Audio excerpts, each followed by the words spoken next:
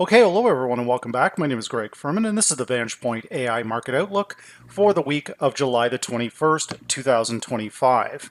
Now, to get started this week, we'll build on our intermarket correlations we discussed last week because again, this is an outlook, not a recap of something that's already happened. The idea here is that we get out in front of these moves and not get caught behind. So in last week's presentation, I used multiple Forex pairs and correlated markets to warn everybody of pending dollar strength coming.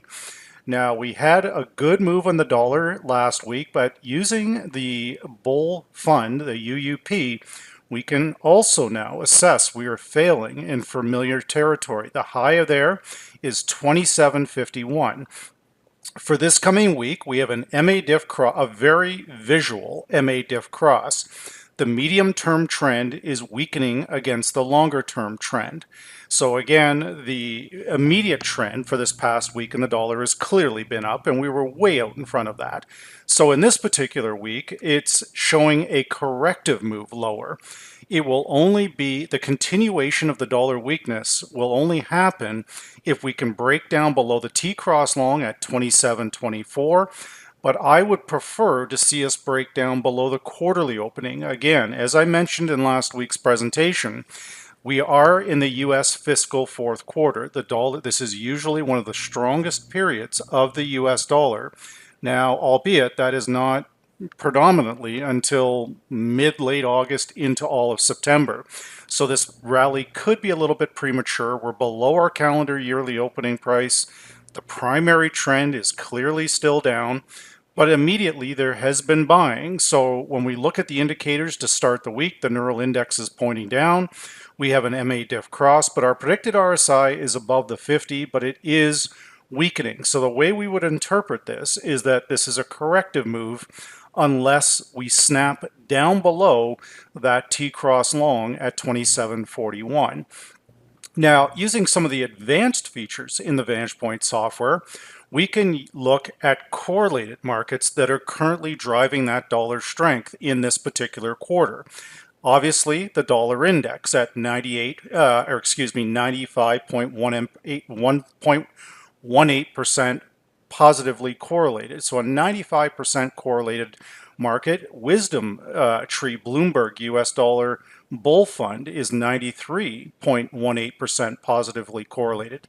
ProShares Euro short, again, positively correlated. So if the dollar is going to resume its primary downtrend, then these inverse correlated markets, like the British pound US dollar, a number of different stocks on here, they're all inversely correlated, meaning the dollar goes down, this section of the VP markets that are identified by the artificial intelligence, they're saying these will go up.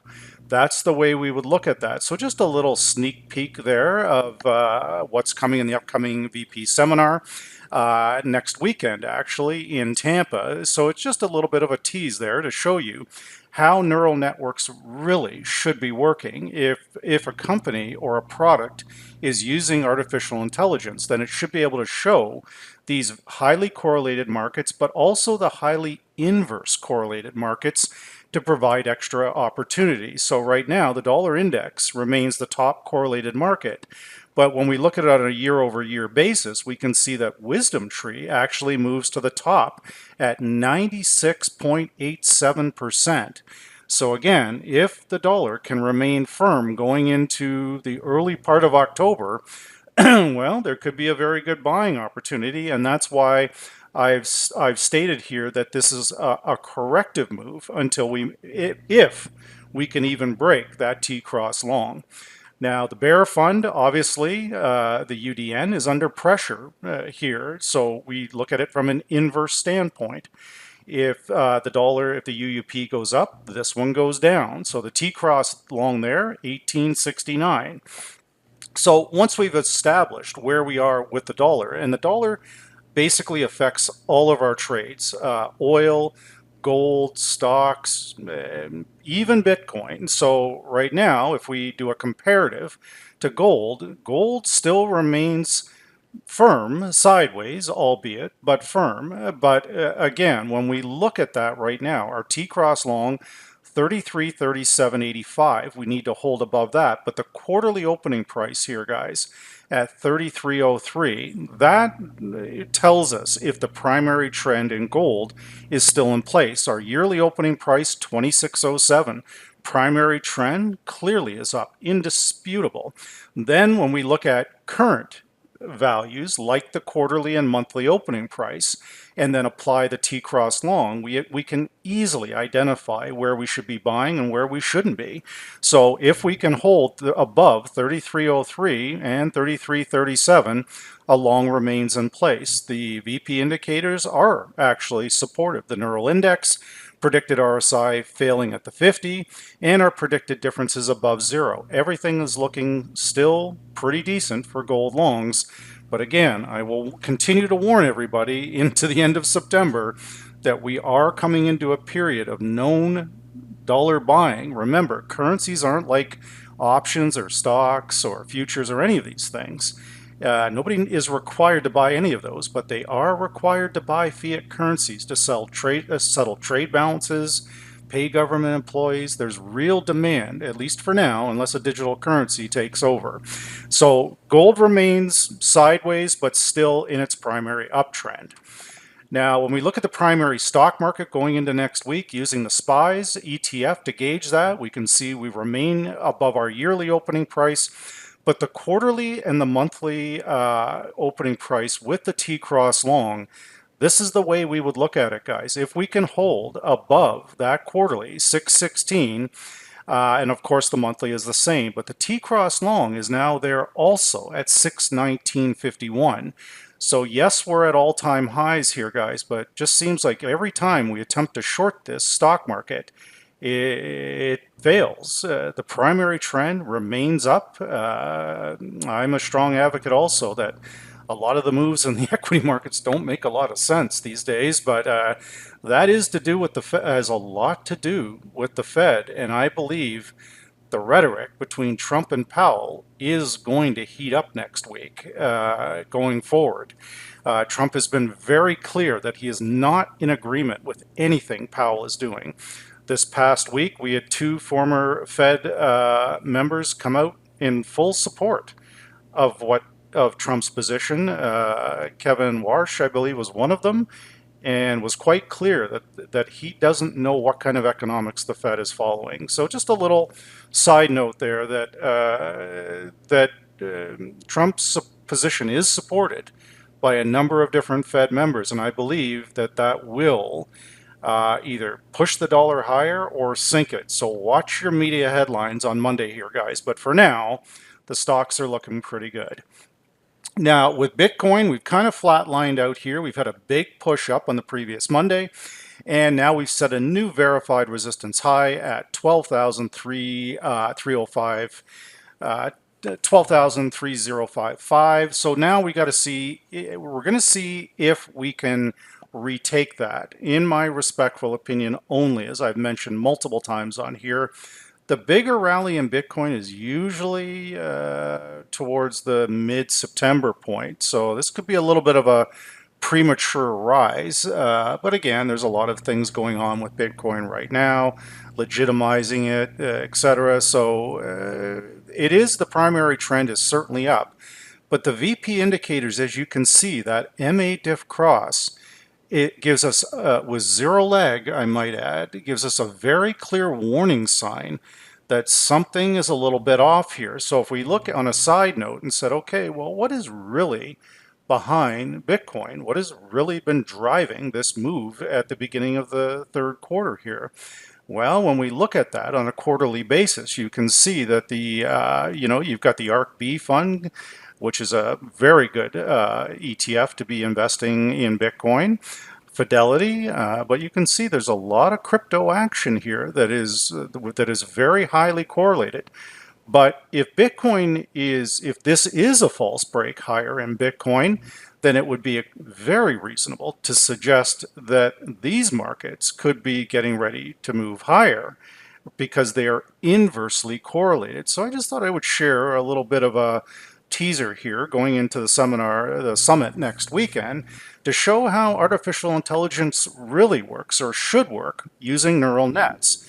And if I look at the year-over-year correlation, and if Bitcoin is going to soften next week, then you have a number of different unrelated stocks here that could actually rise when Bitcoin moves lower. That's starting at 88% inversely correlated all the way up to 97.73%. The pro shares short Bitcoin. So again, there's opportunity on either sides, guys. But always remember, if you're using a real artificial intelligence, then somewhere in that program, it should be able to show what is really driving the markets. It is quite fascinating the deeper you dive into this. But for now, Bitcoin is likely to come back down to its T-cross long at 114,799. That's the area to keep an eye on, but I cannot rule out and will not rule out a retest of the quarterly opening and even the yearly opening price before the real Bitcoin rally really shows itself in September and October. Now, U.S. oil here going into next week's been a little bit choppy, but once again, to validate to everybody the power of using simplicity with AI, like the quarterly, the yearly opening price. So right now, U.S. oil came down, touched the quarterly opening price, and went right back up to where we are now. And now it's challenging the calendar yearly opening price, and that price is coming in at 76.84. So if it's going to fail, this is where it's going to be, guys. However, if it's going to move higher, that too would be right now. Last week I did show a positive correlation between oil and the dollar. So if the dollar tanks, then it would be reasonable to suggest that oil would move lower too. But if the UUP can hold above that T-cross long, as I mentioned, that could be helping oil move higher, right? So keep an eye on those levels. Right now, we don't have downward momentum. I'm looking for a break of the 40 level on the predicted RSI, and it's simply not there, guys, okay? So it's holding firm, but be very careful with longs around the yearly opening price until we close above it. And I would respectfully submit the real price, guys, will show itself mid-Tuesday morning. Now, looking at the pro shares on the VIX side of things, the VIX is sitting right on its calendar yearly opening price. We're below our T-cross long. The predicted differences are trying to push forward, but it can't. And again, we're a breakdown below the 50 and the 40 level on the predicted RSI. That is warning us that more downside pressure is likely on the VIX. So that's indirectly supporting the global indices. So we'll keep that in mind. But for now, it's very, very shaky. Now, for my good friends in Germany, we always want to make sure we're looking at global indices here in an outlook. But I will remind everybody, this is not an options or an individual stock outlook. Their Vantage Point does have a hot stock outlook. That's where you would go for that. This is predominantly ETFs, commodities, and foreign exchange.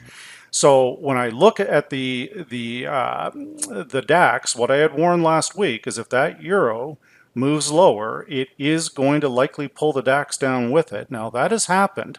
The primary risk this week is going to be the ECB rate announcement. That's what you want to keep an eye on, which I believe is on Thursday.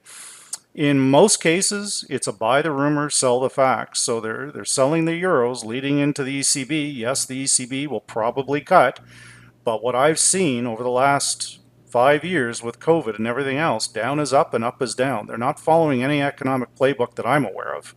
So in most cases, when a country cuts rates, it should weaken their currency, but it's actually strengthened the euro, which is bizarre, along with the Aussie, the Kiwi, even the Swiss franc, and all of them. So for now, again, if the DAX, whether it moves higher or lower, I will give you a snapshot so you can see that maybe there's some alternatives that are, if you're buying the DAX, but maybe you want to buy some correlated markets. So on a year-over-year basis, there's some very strong, this is what is underneath the hood of the VP software. And these positively and inversely correlated markets provide nothing but opportunity, guys, for bigger traders and smaller. Maybe you don't want to spend $178 on maybe you don't want to buy a futures contract or an ETF on the DAX. But what about a correlated market like SAN that's 98.32% correlated for $8.44? That opens the door to smaller traders. And if the bigger traders want to go up after Philip Morris International, $178 a share, have at her. Whatever you want to do, guys. There's always something. There's always opportunity with intermarket analysis, right? If the DAX tanks, then these markets down here, UNH, 91% inversely correlated, meaning if the DAX goes lower, these are going to go up. That's on a year-over-year basis, and I'll also show you the quarterly correlations here, right? And again, there's a lot of other opportunity can be had with this technology, real AI technology with neural nets. So again, just a little side note there that I thought I would share with everybody, but for now, the DAX to some degree is going to be at the mercy of the euro and the ECB. What is the ECB's plan? So again, I think they're going to try and talk the currency down, but I think the market may actually want to buy the euro and the DAX versus the dollar and the S&P. Now, when we look at some of our main Forex pairs here, guys, all eyes next week are going to be on the euro. I imagine it's going to be somewhat flatlined ahead of that announcement. So for now, we know where our risk is, and that's back at the quarterly opening at 117.87. There's a very strong possibility we could be on our way back towards that area. As you can see, we have an MA diff cross pointing back to the upside. So if nothing else, a potential corrective move back towards that quarterly opening. Now, if we can get above that, we've got a stronger long trade, potentially even this month or early next month into that 120 range. But there's a lot of fundamental factors. So we're going to wait and see what the ECB has to say, what their plan is. Is Trump going to go off on the Fed again this week and weaken the dollar like he did this past week on Wednesday when he talked about firing Powell? That immediately caused the dollar to tank. That's what you should be prepared for, guys. Media announcements, right? And one of the other things that Kevin Warsh said last week, which I also found extremely fascinating, is the fact that he said that the Fed is blaming everybody but themselves for monetary policy, and the media is helping them. Those were his words, not mine. Very, very interesting stuff. So right now, there is a warning sign here that the euro may not be as weak as what it appears to be, okay? Now, of course, the counterpart to that would be the US Swiss franc. Now, it had an interesting week this past week also. For the first time in a long time, trying desperately to close above that VPT cross long. So the area you're going to watch next week, again, this is an outlook, guys, not a recap of something that's already taken place and being reviewed. We're looking forward into next week. I like to emphasize that because sometimes there's confusion. And no, this is for next week, guys. This is being done, this outlook is being done while the financial markets are closed on Sunday morning at 10:30 a.m. Again, very important. So when I'm looking at this right now, while it looks bullish above the quarterly opening price and slightly above the T-cross long, the underlying markets are saying it's not as strong as what it appears to be. So a little bit of a warning sign here. We could be moving higher in the short term or the near term. 82.16, that's our verified resistance high, our next point. But we've got to hold above that. And again, right now, or below that, I should say, for shorts. If we're going to go long on this one, guys, I think that I would need a break of this red zone up here. And I don't think we're going to get it until, if we are going to get it, it's going to be later into August and September. But anything is possible. But for now, again, it is showing weakness going into the start of the week. Now, the British pound taking a pretty strong beating last week. But again, we were out in front of it, as I discussed last week, warning of that dollar strength. With the G7 Forex pairs, guys, you're either buying dollars or selling dollars. That basically sums up the main part of the Forex market. So the pound has a newly formed verified support low, 133.66. And I would respectfully submit that longs are reasonable on a corrective nature while that level holds. I believe that there could be buying around that level as early as Monday. But if the pound takes a big hit on Monday, chances are it's going to reverse on Tuesday. So keep an eye on that. The VP indicators are suggesting prices starting to rise, but with the predicted RSI in a situation like this, I don't, or nor would I ever suggest it's oversold, so I'm going to buy it because of that. I want the predicted RSI to rise above 50 to confirm that I'm out of this oversold zone, or I'm out of this weak zone is what I would call it, because I don't believe in anything that's related to overbought or oversold. So again, if that level is rising here and I can get above 50, then that would be the time to buy. So watch your VP predicted RSI and utilize it in a way that is safer, I would argue, than trying to pick a bottom, okay? But again, there is a little bit of a corrective move higher for potentially next week.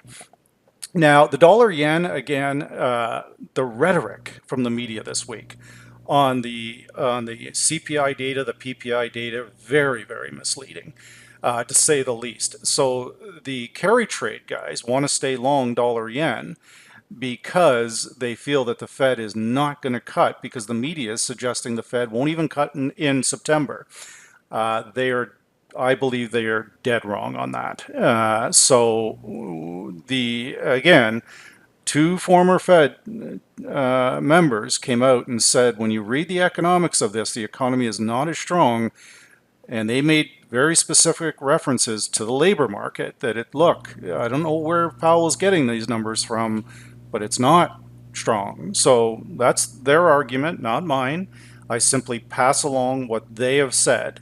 Now they could be jockeying for a position as the new Fed chair too, right? So we'll see. But either way, we have a verified resistance high, 149.18. And I think the more the market looks at the incoming data, and always remember the CPI data we got this week, guys, that's for last month. That's not for this month. So the media is making a decision based on lagging data. Well, you have to be careful, but right now the dollar yen is showing that longs are very risky up here. And again, we have a new verified resistance high at 140.19. So if dollar yen takes a big spike up on Monday, chances are Tuesday and Wednesday this thing's going down. So watch it carefully. It's mildly bullish, that's all. Now, the Canadian dollar taking a bit of a hit this past week, but again, we were out in front of it. I made the argument again last week that the broad dollar strength appears to be pending. So right now, again, that MA diff cross is warning us that maybe this market is not, the Canadian dollar is not as weak as what it appears to be. So we are coming up into two very strong verified resistance highs, 137.58. And the next one here is going to be 137.98. So I would respectfully submit that shorts there could be a trade there. But again, we don't want to guess at this stuff. We have to have a reason why we would short this. And this is telling me that the medium-term trend against the longer-term trend is changing. So a corrective move back to our T-cross long, 136.91, could open the door back to 136.08. And if that happens, guys, it's going to be Monday. Maybe early Tuesday. But if this takes a big spike up on Monday, I think you have a decent short Monday night or Tuesday morning, because that's the way this pair works. It's very much all over the map on Monday and Tuesday. 80–90% of the time, the price on Monday on US Canada is not a true price. Tuesday is. And there's always a reversal in there involved. So be cautious with that. Now, the Aussie and the Kiwi for next week, I believe that we could be getting ready for a buying opportunity here, but we need those stock markets moving higher. The NASDAQ, the Dow, all of them in the US moving higher, because the Aussie has a very high correlation to that. So right now, we've come back, screaming back on Friday. We're closing at 65.07. but we're still below 65.30. So we've got to get above that and to get back up to our quarterly opening price at 65.81. Once again, a warning sign that that's happening. Now, there's a better demonstration of the predicted RSI. I would like to see that predicted RSI cross the 50 threshold. And that would tell me, okay, momentum is building and I'm coming out of, selling pressure is coming off the market. That's the way I would like to say it. I don't believe in overbought or oversold. I don't believe in any of that. I'm looking to see if we've got buyers. And if I can get above that 50, then it's going to confirm that, yes, I do have buyers, and yes, I'm staying with the primary trend when I buy because we're above 61.98. Always remember to run your performance numbers, guys. Real performance comes from the calendar yearly opening price. That's what we're looking at. So when they tell you, and I've seen this on numerous different websites, that the Aussie is in a big downtrend, there is nothing factual in that statement. It's up 5.43% against the dollar currently. That does not equate to a downtrend, guys. It's in an uptrend.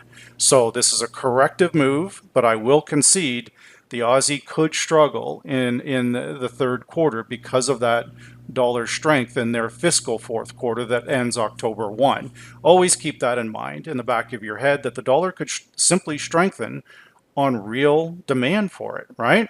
The Kiwi is going to be the same trade here. It's a little softer for sure than the Aussie, but you can see that it spiked on Friday too. But we could see additional value on this one too. And I do like the position of the predicted neural index. I've got my MA diff cross. All of this is warning, guys, of dollar weakness, but there are going to be fundamentals next week that could change that. The ECB, I think Powell is doing a speech on Monday or Tuesday. That's going to be very volatile because of the conflict between him and Trump. But with all of this stuff happening, guys, there will always be opportunity. So with that said, this is the Vantage Point AI Market Outlook for the week of July the 21st, 2025.